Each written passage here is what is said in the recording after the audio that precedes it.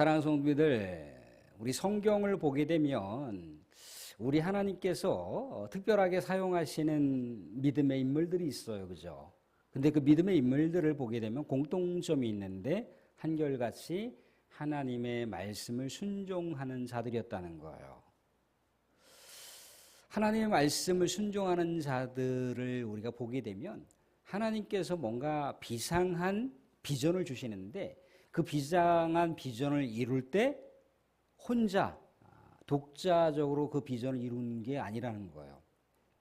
항상 하나님은 말씀을 붙들고 하나님의 비전을 성취하려고 하는 사람들에게 그 비전을 함께 성취할 수 있도록 믿음의 조력자들, 믿음의 동역자들을 붙여주신다는 거죠. 여호수아보다 한 세대 앞선 우리 모세를 보게 되면 모세가 하나님의 말씀을 붙들고 애굽의 종살이를 하고 있었던 하나님의 백성들을 가나안 땅으로 인도하는 그 비전을 품었잖아요. 그때 하나님께서는 어떤 동역자들을 붙여주시고 계셨던가요? 아론이라고 하는 동역자를 붙여주셨고 또 미리암이라고 하는 동역자를 붙여주셨고 또 야사에 따르면 미리암의 남편이자 모세의 매형이라고 일컬어지는 훌이라고 하는 사람을 붙여주셨고 또 하나님의 비전을 전투적으로 진두지휘하며 이끌었던 여호수아와 같은 용장을 붙여주셨죠. 하나님의 말씀을 붙들고 비전을 향해서 나가는 자들에게 하나님께서 특별한 사람들, 조력자들, 동역자들을 붙여주시는 대목들을 우리가 출애굽기를 통해서도 볼 수가 있습니다. 신약 성경을 넘어오시게 되면 바울이 예수 그리스도를 믿고 또 하나님의 말씀, 이 구약의 말씀을 다시 재해석하면서 이제 정말 열방을 향해서 하나님의 비전을 품고 나아갔을 때 하나님께서 또한 특별한 동역자들을 붙여주셨어요. 그죠? 우리가 알고 있는 대로다가 바나바라고 하는 동역자를 붙여주셨고 또 영적인 아들이었던 디모데, 디도라고 하는 조력자들을 붙여주셨어요. 수많은 믿음의 동역자들을 붙여주셨기에 바울이 정말 하나님의 비상한 그 비전들을 땅끝까지 이르러 복음을 증거하는 놀라운 그런 기염을 토해냈던 사역을 우리는 이 신약 성경을 통해서 알 수가 있습니다. 사도행전을 보시게 되면 사도 바울이 이제 아시아를 향해서 막 이렇게 복음을 증거하는 일들을 실패해 갈 때 이제 부르기아나 갈라디아를 향해서 이제 복음을 증거하러 가야겠다라고 이제 마음을 먹었습니다. 그런데 도중에 성령께서 강력하게 이제 막아서서 마케도니아로다가 이 사도 바울을 인도하는 거예요. 그래서 성령께서 인도하시는 또 하나님께서 말씀하시는 마케도니아 빌립보에 가서 복음을 전하라고 하는 그 말씀을 순종하면서 나아갈 때 어떤 일이 벌어졌습니까? 빌립보라고 하는 도성에 도착을 했는데 기도할 수 있는 공간이 없는 거예요. 하나님께 예배드릴 수 있는 공간이 없는 거예요. 이때 하나님께서 하나님을 그동안 경외하고 있었던 루디아라고 하는 동역자를 붙여주셨다는 거죠. 그게 이제 빌립보의 기도처, 빌립 교회가 되는 거예요. 이렇게 하나님의 말씀을 품고 비전을 향해서 나아갔을 때 하나님께서는 놀라운 사람들을 붙여주신다는 거죠. 우리가 알고 있는 미국의 대통령 링컨이라고 하는 대통령도 마찬가지입니다. 늘 언제나 그가 하나님 말씀 붙들고 묵상하면서 살아가게 됐을 때 하나님께서는 링컨에게 특별한 또 비전과 사명을 부여하시기 위해서라도 미국의 대통령으로다가 선출되게 하셨잖아요. 그런데 이제 국무위원들을 이렇게 조각을 하는 과정에서 누구를 세워야 될까라고 이제 고민을 하고 있는데 하나님께서 번뜩이는 지혜를 주시는 거예요. 미국의 대통령으로 함께 라이벌 구도를 형성했던 사람들을 국무위원으로 발탁을 하는 거예요. 국무장관, 내무장관, 그런 사람들을 완전 어떻게 보면은 대척점을 이루고 있었던 라이벌이잖아요. 그럼 신랄하게 비판하고 정죄하고 뭐 고릴라 같이 생겼다라고 그 외모에 대해서도 이렇게 야유하고 있었던 그런 사람들마저 국무위원으로 발탁을 했습니다. 그래서 어떻게 했던가요? 그분들이 하나님께서 붙여주신 믿음의 조력자라고 하는 것을 알고 정말 이 지구촌에 한 획을 그을 수 있는 노예 제도를 철폐하는 일을 그가 감당할 수 있었다는 거예요. 사랑하는 사람들, 우리 이 광기교회가 설립될 때도 마찬가지잖아요. 그죠? 우리 부에리 선교사님이 또 대구와 송주와 이 김천 일대에 하나님 말씀 붙들고 또 복음 증거의 비전을 품고 돌아다닐 때 이 김천의 내동마을에 네 분을 만나게 됐잖아요. 그죠? 뭐 이해석이라고 하는 분, 뭐 누굽니까? 또 김현문이라고 하는 분, 김홍기라고 하는 분, 장선학이라고 하는 이 네 분, 믿음의 동역자들을 만나게 하셔서 결국 그 네 분이 모여서 특정한 집, 뭐 제가 이렇게 듣기로는 여기 지금 현재 우리 남자 화장실 있는 그 최초의 설립교회가 거기에 위치하고 있었다고 하더라고요. 누군가가 한 분이 자기의 뭐 문간방을 내줬든지 아니면 자기의 사랑방을 내줬든지 거기서 이제 교회가 시작되는 거잖아요. 하나님 말씀 붙들고 하나님의 그 생명을 살리기 위해서 그 비전을 품고 나아갈 때 하나님께서는 정말 신묘막측한 방법으로 하나님의 사람들을 붙여주시는 장면을 우리가 우리의 교회 역사를 통해서나 또 성경의 역사를 통해서나 또 현대 교회사를 통해서도 우리에게 전해 내려주고 있다는 겁니다. 사실 오늘 우리가 읽었던 본문의 내용도 같은 맥락입니다. 여호수아가 정말 자신의 영적 스승이자 영적 아비와도 같았던 모세를 하나님 품으로 먼저 보내고 정말 그렇게 불평불만을 쏟아내는 이스라엘 백성들을 어떻게 가나안 땅으로 인도할까 두려움이 앞섰고 정말 걱정 근심이 잠을 못 이루는 그런 상황일 때 하나님께서는 격려하셨잖아요. 그죠? 담대하라고. 담대하라고. 두려워하지 말라고. 그러면서 주신 말씀이 뭡니까? 내가 모세를 통해서 전한 말씀을 좌로나 우로나 치우치지 말고 그 말씀대로 행하게 되면 내가 가고자 하는 길, 하나님의 비전, 가나안 땅을 향해서 나아가는 길 가운데 평안과 형통이 있을 것이라고 약속을 하셨다는 거예요. 하나님의 약속의 말씀을 품고 이제 가나안 땅의 첫 성이라고 일컬어지는 여리고를 향해서 이제 나아가는 거예요. 하나님의 말씀을 붙들고 두려움을 계속해서 눌러버리는 거죠. 또 기도하면서 누르고 또 말씀 붙들고 그래 두려움보다는 하나님의 가능성을 타성하면서 한 걸음 한 걸음 믿음의 발걸음을 뗄 때 여리고 성을 정탐하라고 시딤에서 두 사람의 정탐꾼을 보낼 때 하나님께서는 이 여리고 성에 누구를 예비하고 누구를 준비하고 계셨던가요?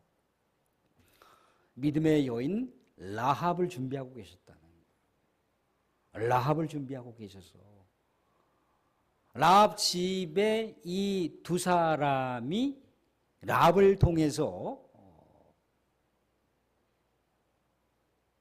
은신처를 마련하게 되었고 이제 급기야는 어떻게 했습니까? 여리고 왕이 정탐꾼 2명이 여리고 성에 잠입한 것을 알게 되었어요. 그래서 여리고 왕이 이제 사람을 급파해서 라합의 집에 가서 그 정탐꾼을 체포하라고 명령을 내리지 않았겠습니까? 이때 라합이 애둘러서 이렇게 말하고 결국 이 두 정탐꾼을 구출하는 일들을 놀랍게 펼쳤다는 거죠. 그런데 사랑하는 사람들, 어떻게 보면은 이 이스라엘과 이 가나안, 여리고 사람들은 민족적으로나 그 당시 어떤 역사적인 상황상 어떤 관계가 되는 겁니까? 원수적인 관계죠. 머지않아 전쟁을 해야 될 관계예요. 머지않아 죽고 죽여야 되는 그런 관계라는 거죠. 라합의 입장에서나 여리고라고 하는 이 가나안 한 족속의 입장에서는 이 이스라엘 민족의 이 정탐꾼인 사람을 살려주면 안 되는 거예요. 라합이 어떻게 보면은 여리고 왕에게 우리 집에 두 정탐꾼이 들어왔습니다라고 즉각적으로 보고를 해줘야지 맞는 거잖아요, 그죠? 그런데 라합이라고 하는 여자는 오히려 두 정탐꾼을 보호하고 그들을 지켜주는 일들을 했다는 거예요. 이런 일이 어떻게 가능할 수가 있었겠습니까? 모든 것이 다 하나님께서 예비해 가시는 상황이라고 하는 거. 모든 것이 다 하나님의 섭리의 작동 프로그램대로 다 진행된다는 것을 알려주는 거죠. 하나님께서 여호수아에게 하나님의 말씀을 붙들고 전진하라는 거예요. 하나님 말씀 붙들고 하나님 비전을 향해서 나아가는 거예요. 이렇게 라합이라고 하는 여인을 하나님께서 여호수아가 성취할 비전, 함께 이룰 수 있는 이 비전의 성취자로, 동역자로 라합을 붙여주실 거라고 라합이 생각이나 했겠습니까? 전혀 예측하지 못했겠죠, 그죠? 그런데 예상 밖의 인물, 어떻게 보면 그 당시 여리고의 토속민족이라고 일컬어지는 그 땅의 여인을 통해서 놀라운 비전을 이룰 수 있는 가능성이 보여지고 있는 거잖아요. 하나님께서 라합이라고 하는 여인을 사용하셨다라고 하는 걸 생각해 볼 수가 있죠, 그죠? 그러면 이 도대체 이 라합이라고 하는 여자가 가나안 땅에는 우리가 알다시피 크고 작은 무수히 많은, 그것도 수많은 여러 가지 축복의 화신들이 종류별로 즐비하게 되어 있어요. 눈에 보이기에 엄청난 어떤 거대한 석상, 목재상, 주조로 이렇게 금속 주조 틀로 만들어 놓은 거대한 상이 있는가 반면에 손가락만한 작은 주머니에 넣고 다니면서 이렇게 기도하거나 할 수 있는 그런 우상들이 가득한 곳이 가나안 땅이에요, 가나안 땅. 근데 이 가나안 땅에 이 라합이라고 하는 여인이 어떻게 하나님을 알고 어떻게 하나님을 고백하여 하나님의 백성들이 이 여리고 성에 잠입했을 때 그들을 어떻게 구출하는 그런 역할들을 할 수 있었을까라고 하는 것이 궁금증이지 않습니까? 오늘 말씀 가운데 이렇게 볼 수가 있습니다. 그가 하나님을 어떻게 알았을까?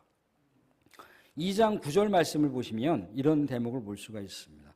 9절, 10절, 11절 같이 보겠습니다. 9절 같이 한번 읽어보겠습니다. 같이 9절 시작. 말하되 여호와께서 이 땅을 너희에게 주신 줄 내가 아노라. 우리가 너희를 심히 두려워하고 이 땅 주민들이 다 너희 앞에서 간담이 녹나니 이는 너희가 애굽에서 나올 때 여호와께서 너희 앞에서 홍해물을 마르게 하신 일과 너희가 요단 저쪽에 있는 아모리 사람의 두 왕 시온과 옥에게 행한 일, 곧 그들을 전멸시킨 일을 우리가 들었음이니라. 우리가 듣자 곧 마음이 녹았고 너희로 말미암아 사람이 정신을 잃었나니 너희의 하나님 여호와는 위로는 하늘에서도 아래로는 땅에서도 하나님이시니라. 무슨 얘기겠어요?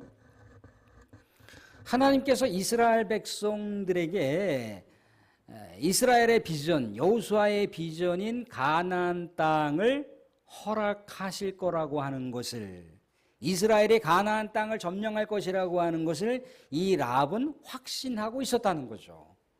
라합뿐만 아니라 이 여리고 성에 있는 수많은 사람들이 간담이 서늘하게 녹을 정도로다가 하나님이 이스라엘 백성들을 위력적으로 사용하신다라고 하는 것을 모두 다 공감하고 있다는 거예요. 하나님께서 이스라엘 백성들을, 애굽에 종살이하고 있는 이스라엘 백성들을 가나안 땅으로 인도하시기 전에 홍해 바다를 가르시고 이스라엘 백성들을 구출했던 그 놀라운 사건, 그 당시에 가나안 땅에 수많은 백성들이 수많은 잡신들, 수많은 우상들을 섬겼을 거 아니에요, 그죠? 수많은 우상들, 수많은 신들 중에 바다를 갈랐다라고 하는 신들이 과연 이 가나안 땅에 있었을까? 그리고 자기 백성들을 이렇게 수호하는 민족의 신, 그것도 그 당시에 최강대국이라고 일컬어지는 애굽으로부터 이스라엘 백성들을 홍해 바다까지 갈라가시면서 구출했다라고 하는 그 놀라운 사건은 하나님을 하나님답게 높일 수 있을 수밖에 없는 그런 광경이라는 거예요. 또 어떻게 보면은 가나안 족속들이 상대하기도 버거운 아모리 족속의 두 왕을 모세가 이스라엘 백성도 이끌고 가면서 그 두 왕을 다 완전히 어떻게 했습니까? 전멸시켰다는 거예요.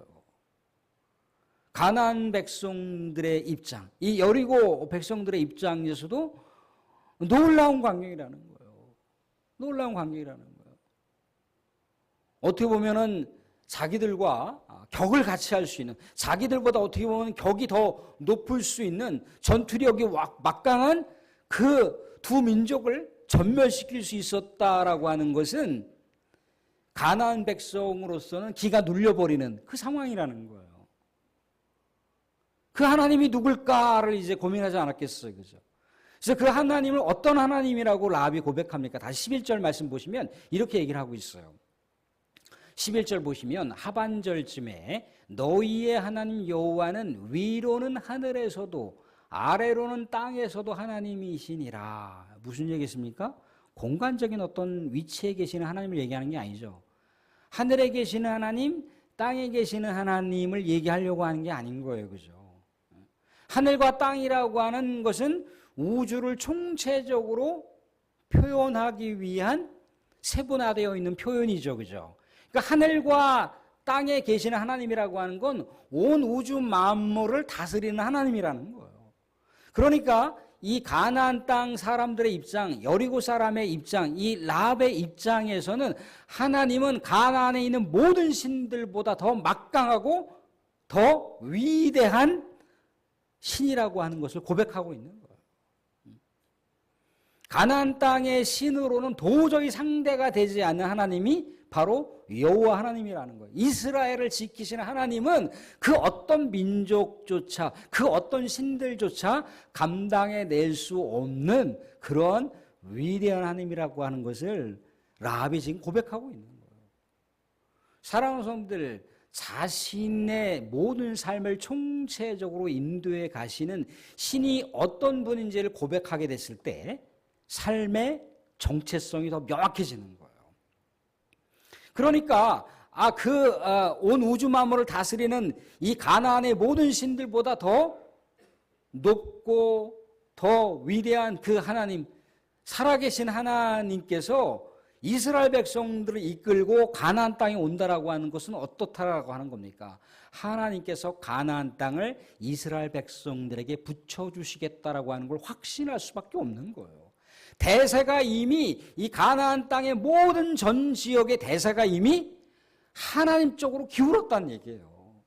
그러니까 하나님 쪽으로 기울어져 있는 그 판세를 라합이 받아들이지 않을 수가 없다는 거예요. 머지않아서 이 땅은 하나님께서 이스라엘 백성들에게 넘겨줄 땅이라고 하는 것을 확신하고 있는 거예요. 확신하고 있었기 때문에 이 이스라엘에서 급파했던 간첩 둘을 그가 숨겨줄 수 있었던 거예요. 민족의 입장에서는 이 두 간첩을 숨겨두면 안 되는 거잖아요. 그죠? 그런데도 숨겨뒀다는 거예요. 하나님을 믿음으로 고백한 놀라운 장면을 우리가 볼 수가 있습니다. 사랑하는 이스라엘 백성들은요, 40년 광야 생활을 하면서 하나님의 기적을 막 체험하잖아요. 그죠? 하나님의 놀라운 이적을 막 체험해요. 그죠? 근데 작심삼일이에요. 이 하나님을 내가 체험했으니까 이 하나님과 인생을 동반하면서 멋지게 살아보리라. 하루, 이틀, 3일 딱 지나가나 우리가 과거에 애굽에 있을 때는 말이야 먹는 거 걱정 안 했는데, 입을 거 걱정 안 했는데, 물 걱정 안 했는데 이게 뭐야 하나님? 하나님이 도대체 어떤 분이야? 하나님을 본 적이 없으니까. 근데도 하나님은 자신의 임재를 기적의 사건을 통해서 보여주셨잖아요. 그죠? 그럼 하나님, 우리 하나님을 우리가 지금 현재 상황이 어렵다 할지라도 그 하나님을 믿고 의지하며 인도함을 받겠습니다라고 고백을 해야 되는 것이 이스라엘 백성들의 근본 신앙이어야 되는 거잖아요. 근데 그들과 완전히 대비되는 차원으로다 라합이라고 하는 여인은, 이 가나안 땅의 여인은 여리고성의 여인은 하나님을 실제적으로 체험한 사람도 아니잖아요. 그죠? 하나님의 임재를 경험한 사람도 아니란 말이죠. 수많은 전통과 습관에 의해서 우상을 섬겼고 수많은 여러 잡단, 잡신들을 섬겨온 전통과 가문의 집안의 한 여인이었을 거 아니에요. 그죠? 그런데 그 하나님을 그가 고백을 하는 거예요. 믿음은 들음에서 난다라고 하지 않습니까? 들음에서 나고 고백해야 된다고 하잖아요. 그죠? 한마디로 말하게 되면은 이 라합이라고 하는 여인은 하나님을 믿음으로 고백하고 있는 거예요. 그 하나님을 자신의 하나님으로 고백하고 있는 거예요. 그렇기 때문에 목숨을 걸 수 있었던 겁니다. 목숨을 걸 수 있었던 거예요. 나중에 두 정탐꾼과 이런저런 이야기를 할 때 자기의 가족을 보호해달라고 얘기를 합니다. 그 얘기는 뭡니까? 목숨을 걸었다는 얘기잖아요. 그죠? 그런데 목숨을 걸 수 있는 근거는 어떤 건가요?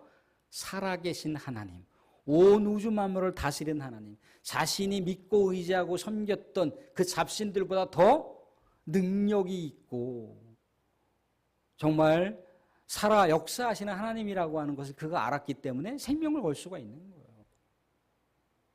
사랑하는 우리가 하나님을 알아가면 알아갈수록 우리의 삶도 선명해지는 거예요.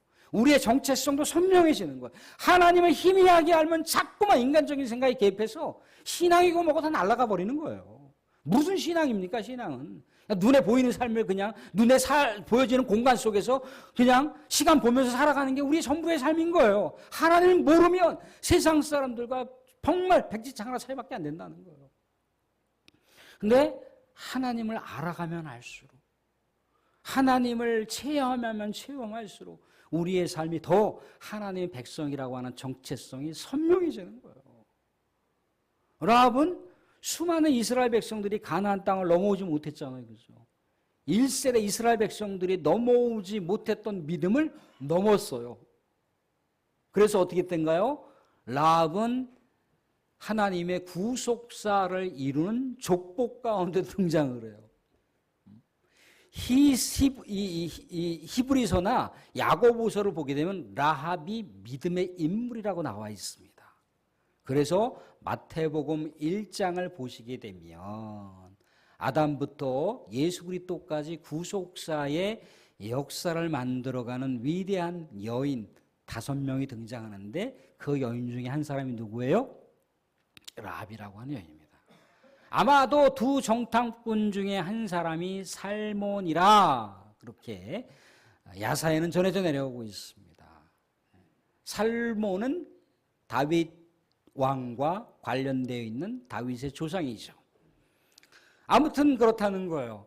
하나님의 말씀을 붙들고 비전을 향해서 나아가는 여호수아에게 정말 생각하지도 못했고 전혀 예상하지도 못했던 하나님께서 믿음의 도역자들을 딱 붙여주시는 장면을 우리가 보게 되는 거예요. 사랑하는 성도들, 아브라함이 하나님으로부터 정말 끔찍한 특명을 부여받습니다. 창세기 22장에 보시기에 그의 아들 이삭을 어떻게 하라고 합니까? 번제로 바치라고 하고 있어요. 그죠? 아브라함이 어떻게 했을까요? 말씀 가운데 죽여야 되나 말아야 되나, 하나님께 제물로 바쳐야 되나 말아야 되나. 물론 짤막한 이야기이기 때문에 아브라함의 심리적인 상황을 다루고 있지는 않습니다. 그런데 다만 우리가 말씀 가운데 보는 것은 뭐예요? 아브라함이 하나님의 말씀, 그 명령을 그대로 지키기 위해서 모리아산으로 올라가잖아요. 그죠? 아브라함은 이삭을 죽여야 된다라고 하는 생각만 가졌을 거 아니에요. 그죠? 그런데 아브라함이 하나님의 말씀을 순종할 때 하나님께서는 어떠한 일들을 펼치고 계셨던가요?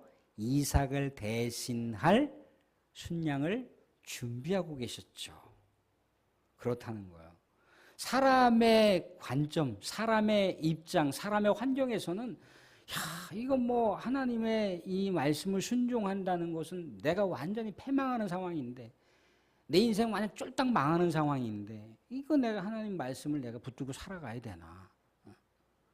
그런 고민들을 누구에게나 할 거 아니에요, 그죠? 누구에게나 할 거 아니에요. 사람들 농번기철이라고 예배 안 드립니까? 농번기철이라고 하나님 백성의 삶을 안 삽니까? 아무리 바빠도 하나님 백성이라고 하는 정체성을 우리가 잊지 않고 살아가야 되는 거예요. 우리의 모든 농산물, 우리의 모든 소득 누가 주시나요? 누가? 하나님이 주시는 거, 하나님이. 하나님 주시는 거예요.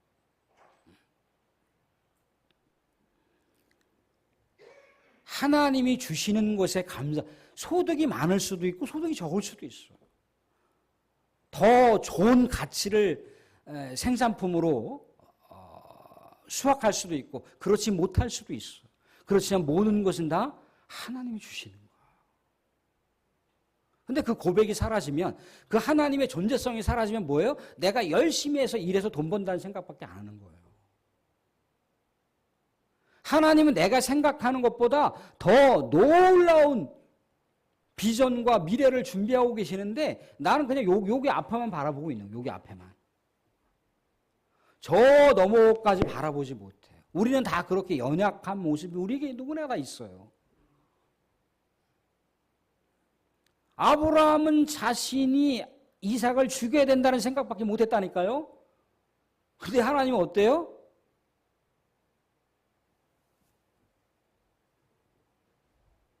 아브라함이 어떠한 인물이 되도록 하셨습니까? 모든 열국의 아버지, 모든 민족의 아버지가 되게 하셨어요. 그죠? 아브라함이 그때 이삭을 바칠 수 있었던 건 뭔가요? 이삭을 하나님께서 다시 살려주실 거라고 하는 걸 확신했기 때문인 거예요. 그래서 영원하신 하나님이라고 하는 게 21장 끝자락에 보시면 나와요. 영생하신 하나님. 영원하신 하나님. 그 하나님이라면 설령 내가 이삭을 칼로 베서 번제로 바친다 할지라도 하나님께서 살려주시리라. 확신 가운데 나아가니까. 그러니까 믿음이 하나님을 알아가면 알아갈수록 믿음이 고도로 성장하고 고도로 깊어지는 거예요. 그러니까 인간적으로는 도저히 불가능한 일도 하겠다라고 그렇게 고백하면서 나아가니까 하나님이 그 놀라운 일들을 위해서 팔을 걷어붙이시고 오히려 하나님 아버지께 활동하시는 장면을 보고 있는 거잖아요. 그죠? 여호수아가 하나님 말씀 붙들고 나아가니까 하나님 팔을 걷어붙이시고 야 그래 야 내가 그거 가나안 땅 이루게 할 테니까 야 내가 사람 붙여줄 테니까 라합이라고 하는 여인 붙여줄 거니까 걱정하지 말고 일단 가자. 그런다는 거예요. 아버지 하나님께서는 다 모든 것을 준비하고 계셨군요. 홍해바다를 건너려고 딱 홍해바다 앞에 있는데 이거 뭐 뒤에서는 태산같이 애굽 군대가 몰려오고 있고 앞에서는 뭐 홍해바다가 넘실넘실거리고 있는 거예요. 모세가 어떻게 해야 되나 어떻게 해야 되나 하나님 명령하셨잖아요. 그죠? 아무것도 할 거 없어. 손만 들고 나만 바라봐. 명령대로 했더니 홍해바다가 갈라지는 거예요. 사랑하는 성도들 말씀을 맺겠습니다. 하나님의 말씀을 붙들고 살 때 어떻게 하나님의 비전이 이루어지는 건가요? 하나님이 말씀 가운데 호흡하시고 계시다는 거예요. 호흡하고 계시는, 살아 역사하시는 하나님의 존재성, 임재성이 담지되어 있는 말씀을 붙들고 살아갈 땐 그 말씀이 위력을 행사한다는 거예요. 그 말씀이 파워를 생산한다는 거예요. 그래서 우리가 믿음의 성도들이 말씀을 붙들고 살아갈 때 하나님의 비전을 이루게 하시는데 나도 알지 못하는 그 상황 가운데서 우리 하나님께서 내 비전을 이룰 수 있는 동역자들을 붙여주시고 우리 하나님께서 지혜를 주시고 모든 상황을 주도해 가시는 것을 보게 하신다는 거예요. 지금 여호수아가 가나안 땅에 들어가는 모든 상황이 여호수아가 자력으로 들어갑니까? 하나님의 인도하심이 아니면 어떻게 들어갑니까? 하나님께서 믿음의 조력자들을 붙여주시지 않으면 어떻게 가나안 땅을 향해서 나갈 수가 있어요?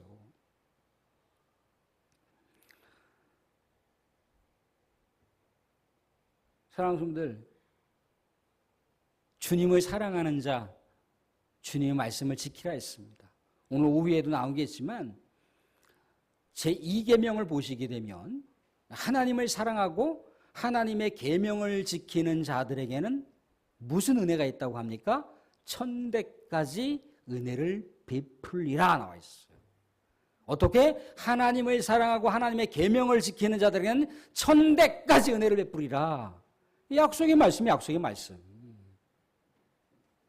사랑하는 성도님들, 살아계신 하나님, 역사하시는 하나님은 우리에게 말씀 가운데 함께 하신다고 하고 있습니다. 말씀 붙들고 비전을 향해서 나아갈 때 우리 하나님께서 놀라운 믿음의 종역자들을 많이 붙여주셔서 우리 하나님께서 우리 성도들의 각자 개인적으로나 교회적으로 품게 하시는 하늘의 비전들을 모두 성취해가는 그런 놀라운 광경들을 목도하실 수 있기를 주님의 이름으로 축원드립니다.